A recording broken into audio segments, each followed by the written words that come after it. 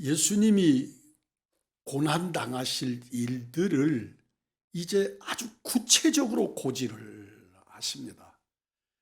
주님이 이 순환당하실 일을 구체적으로 고지를 받은 제자들은 감당할 수 없는 두려움, 그리고 근심에 휩싸입니다. 주님은 고민하는 제자들에게 하나님 나라의 소망과 평안을 소개하시고, 저희가 세상에서 환난을 당하지만 오히려 하나님 나라의 소망과 평안을 주시고, 저희가 세상에서 환난을 당하지만 그 환난을 통해서 세상을 이기고 또 복음의 역사가 구체화될 것을 우리 주님이 말씀해 주십니다. 내가 지금 겪고 있는 이 환난, 내가 어떻게 해볼 수 없지만 이 고난의 근본이 돼서, 원인이 돼서 결과를 만들어내는데 그것이 승리고, 그것이 환이고, 그것이 영원한 소망이 될 것을 주님이 말씀하시는 것입니다. 주님이 이 땅에서 고난과 역경을 통해서 복음을 완성하시고 구원을 이루시고 세상이 알지도 못하고 줄 수도 없는 평안을 주셨듯이, 고난을 당하나 그 고난은 승리가 보장된 고난이고 오히려 우리가 궁극적인 승리를 보장하시는 기회로 삼겠다고 우리 주님 말씀해 주시는 것입니다. 우리가 고난을 당합니다. 그런데 그것은 결과가 있는 고난일 때 견딜만 해집니다.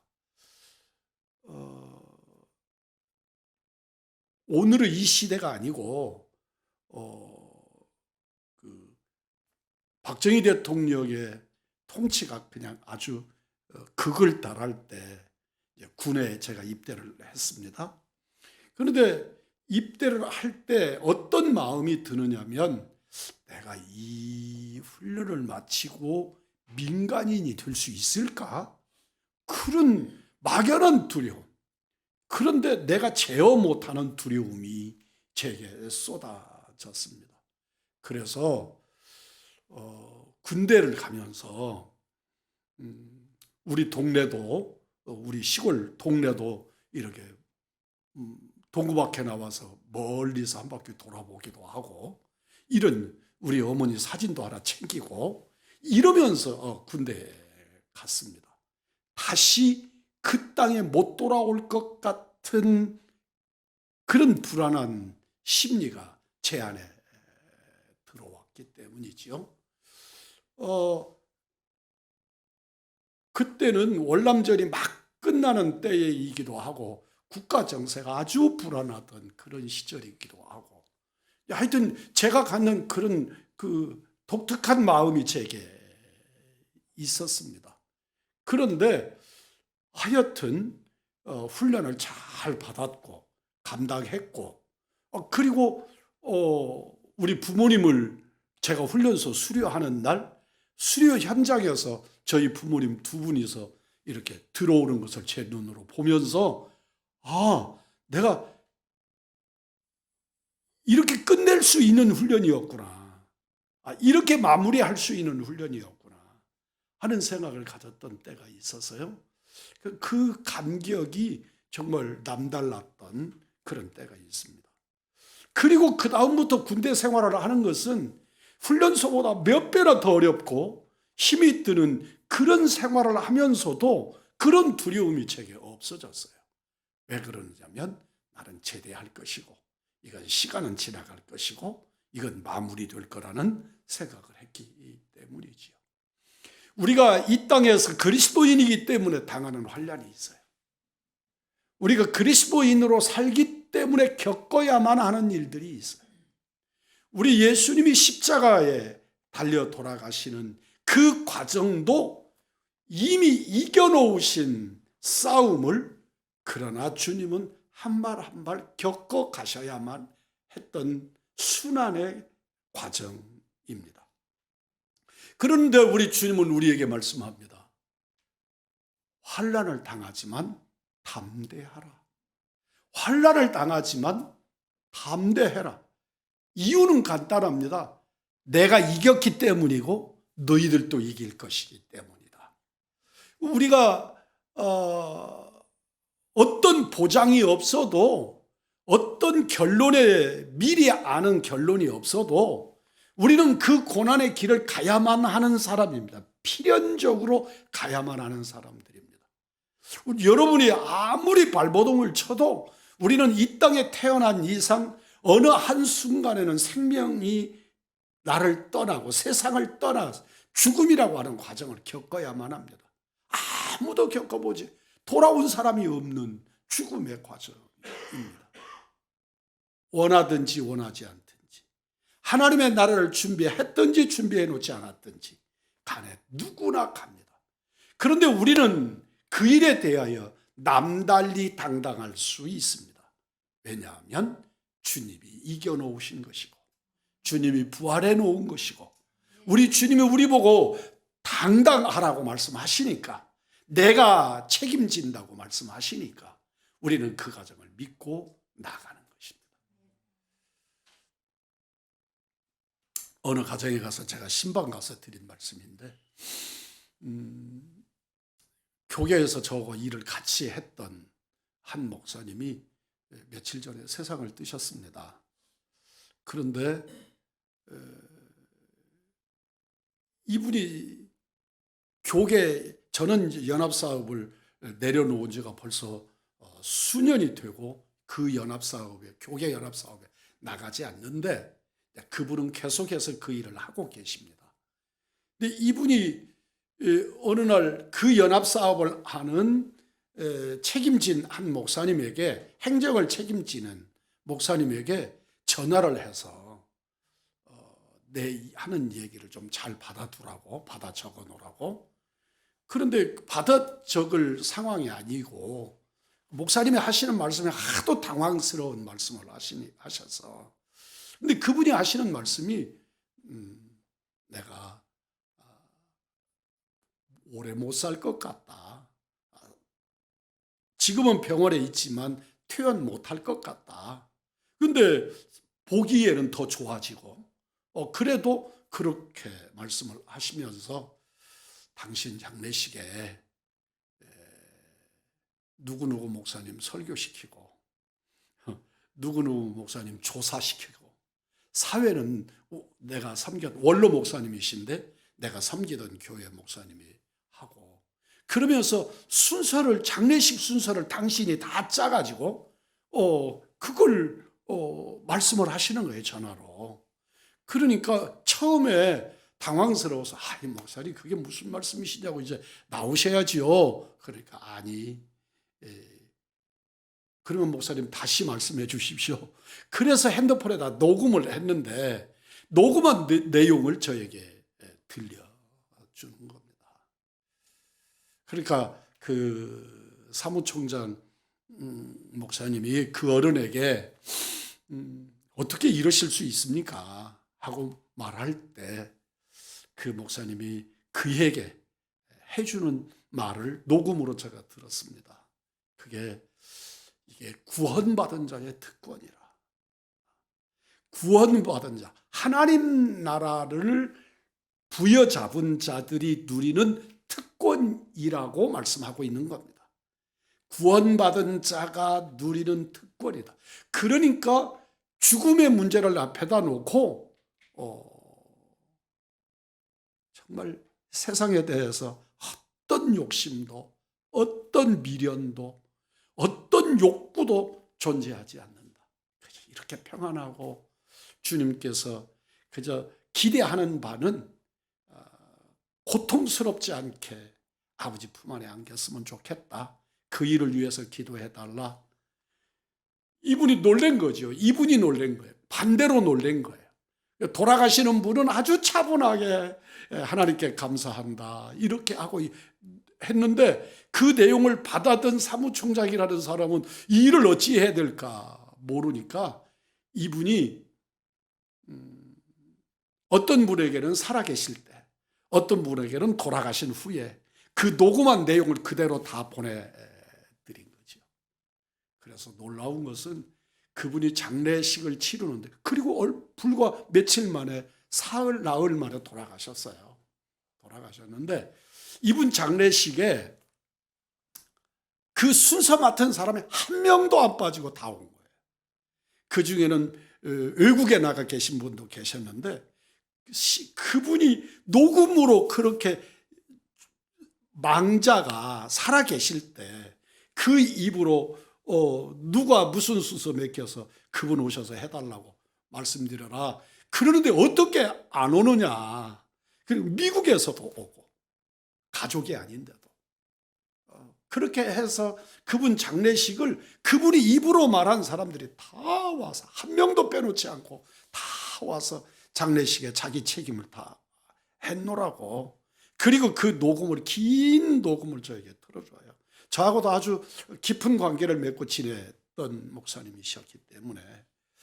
그런데 여러분, 왜 그럴 수 있는가? 왜 그럴 수 있는가? 제가 은혜를 받아서 그 녹음을 듣고 그 장례식을 통해 제가 은혜가 돼서 나도 저럴 수 있었으면 좋겠다. 제가 가끔 제 죽음에 관한 이야기를 저희 자식들에게 해요. 그럼 우리 자식들은 그 말이 되게 듣기 싫은가 봐요.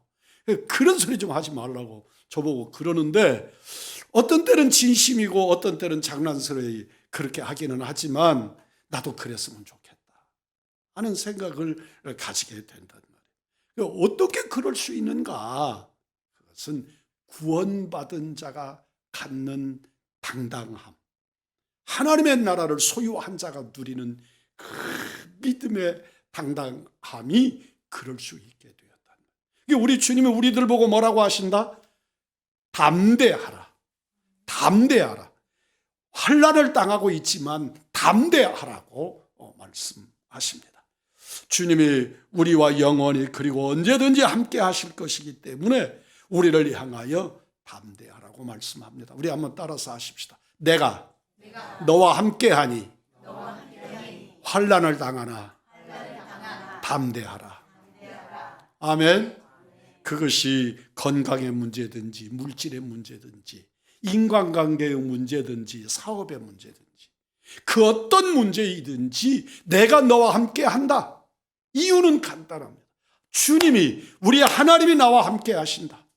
그러니 담대해라. 믿으면 아멘 하십시다.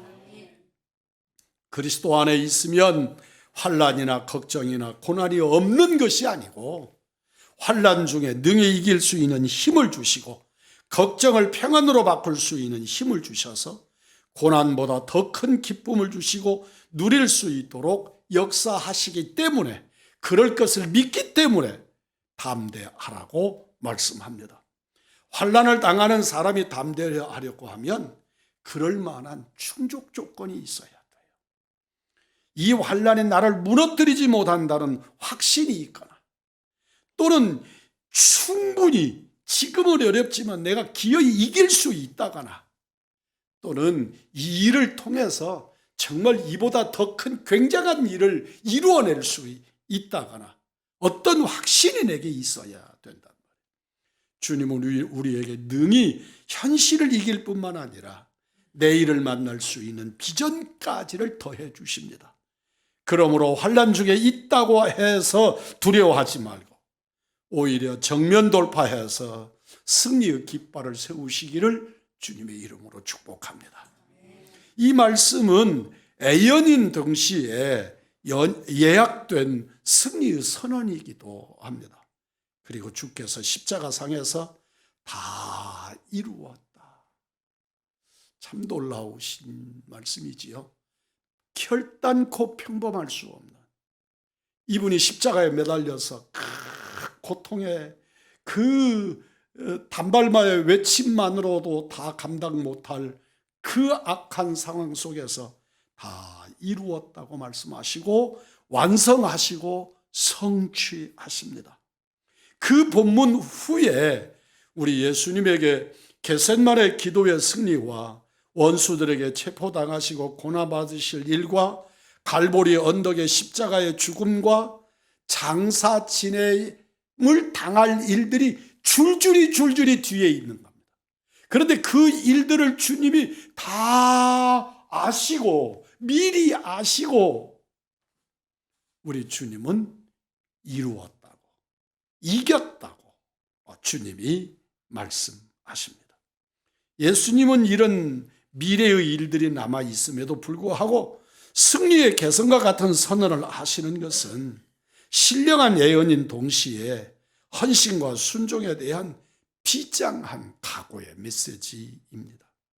진정한 승리는 죄악의 근본 뿌리를 뽑고 사탄의 머리를 부스러뜨리시고 불의한 세상을 정의의 세상으로, 불신의 세상을 신앙과 믿음의 세상으로, 증오와 믿음의 세상을 사랑과 희생의 세상으로 성결케 하시는 능력이 이제 진행될 것이 확실하기 때문에 우리 주님은 우리에게 선언하시는 것입니다.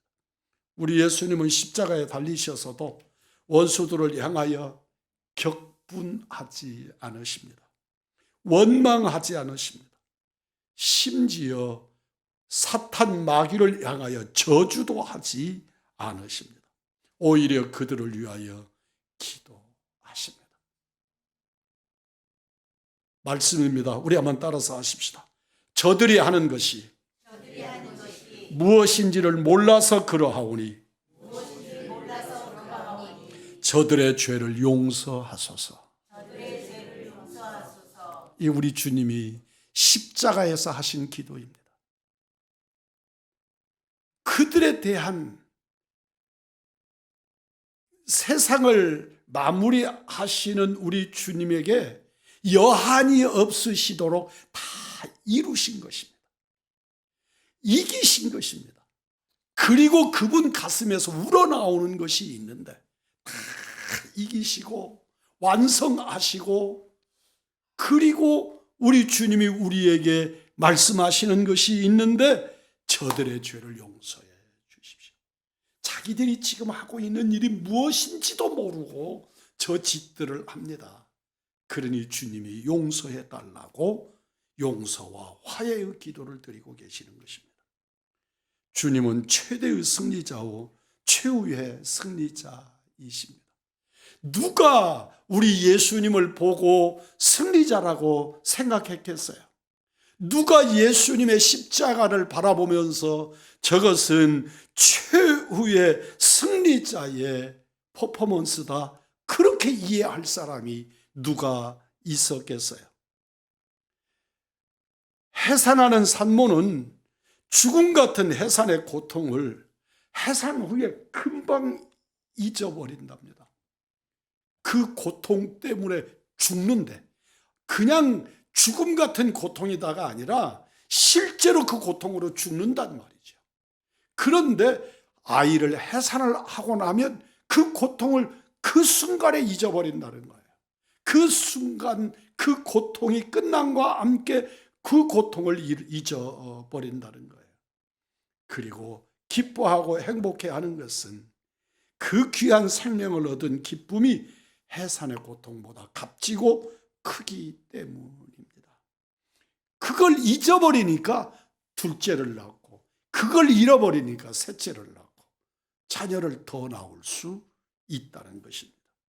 오늘 우리가 당하는 환난과 고통, 근심들이 결코 주님과 함께 있고 받을 기쁨과 좋게 비교할 수 없기 때문에 해산의 고통 후에 어머니가 누릴 행복과 기쁨 같은 대속의 기쁨을 함께 누릴 수 있는 줄 믿습니다.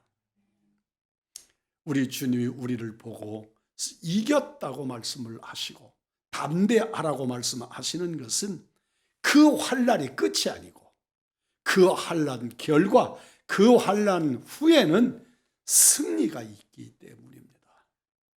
예수님은 대속의 사명을 가지고 이 세상에 오셨고 이 사명을 완성하시는 것이 진정한 승리입니다. 전쟁이 두렵지만 전쟁 없이는 승전가를 부를 수 없고 죽을 것 같은 전쟁이지만 우리 주님이 이미 승리해 놓으신 싸움이므로 나도 승리하여 주님의 개선의 기쁨과 복에 참여하실 수 있는 은혜의 성도들이기를 주님의 이름으로 축복합니다. 나는 세상을 이길 힘도 세상과 싸울 능력도 없지만 이미 이기시고 승리하신 주님을 통해서 주의 이름으로 우리도 승리할 수 있습니다. 나는 아니지. 나는 그 무엇도 가지지 못했지만 이겨놓으신 주님 때문에 나도 이길 수 있는 줄 믿습니다. 우리 한번 따라서 합니다. 예수 십자가, 내 십자가, 예수 부활, 내 부활. 믿으십니까? 진짜 믿어야 합니다. 예수님의 십자가가 내 십자가다. 예수님이 죽으실 때 나도 죽었고 예수님이 부활하실 때 나도 살아났으므로 나는 영원히 하나님 나라의 주인공이다. 여러분에게 믿음이 확정되어야 될 줄 믿습니다. 고난절이 우리에게 은혜가 되는 것은 그냥 주님이 나를 위하여 죽었다가 아닙니다. 나를 위하여 죽는 사람들이 혹 우리 어머니가 그럴 수 있고 우리 아버지가 그럴 수도 있습니다. 그런데 그분들은 거기까지란 말입니다. 그런데 우리 예수님은 부활하셔서 승리하셔서 나도 승리케 해주신 줄 믿습니다. 그래서 우리는 이 고난절이 참 아픈 절기이고 정말 철저히 회개해야 하는 절기이고 그렇지만 그 회개가 은혜가 되고 주님의 그 고난이 나를 살리심에 대하여 승리케 하심에 대하여 은혜가 되는 은혜의 절기인 줄 믿습니다. 심파조의 그냥 억지의 슬픔이 아니고 은혜의 기쁨이고 기쁨의 슬픔이고 십자가가 승리의 십자가인 줄 믿습니다. 사랑하는 성도 여러분, 우리는 이 세상에서 많은 고난과 역경을 짊어지고 살아갑니다. 우리는 늘 인생이 고단합니다. 오히려 이런 역경에 체질화되어져서 현실적으로 당연하게 인생이 그런 거지 뭐 다 그렇게 하고 삽니다. 그러나 오늘 본문에서 우리 주님은 세상에 대하여 놀랍게도 이겼다고 선언하시고 사탄의 궤계를 물리치셨습니다.